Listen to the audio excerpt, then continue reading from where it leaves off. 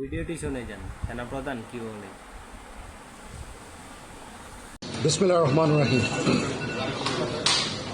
প্রিয় দেশবাসী, আসসালামু আলাইকুম।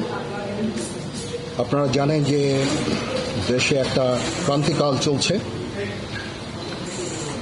আমি সমস্ত রাজনৈতিক দলের নেতৃবৃন্দকে এখানে আমন্ত্রণ করেছিলাম, ওনারা এখানে এসেছেন। আমরা একটা সুন্দর আলোচনা করেছি। সেখানে আমরা সিদ্ধান্ত নিয়েছি যে একটা ইন্টারিম গভর্নমেন্ট আমরা ফর্ম করব এবং ইন্টারিম গভর্নমেন্টের মাধ্যমে এই দেশের সমস্ত কার্যকলাপ চলবে।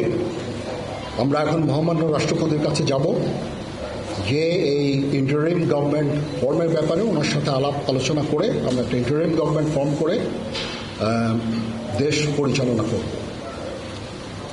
আমি আপনাদের কথা দিচ্ছি, সমস্ত হত্যা, সমস্ত অন্যায়ের বিচার আমরা করব।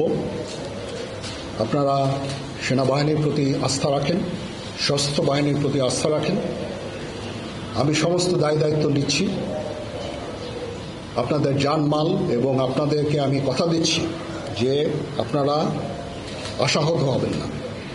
ইনশাল্লাহ আপনাদের যত দাবি আছে সেই দাবিগুলো আমরা পূরণ করব এবং দেশে একটা শান্তি শৃঙ্খলা ফিরিয়ে নিয়ে আসব।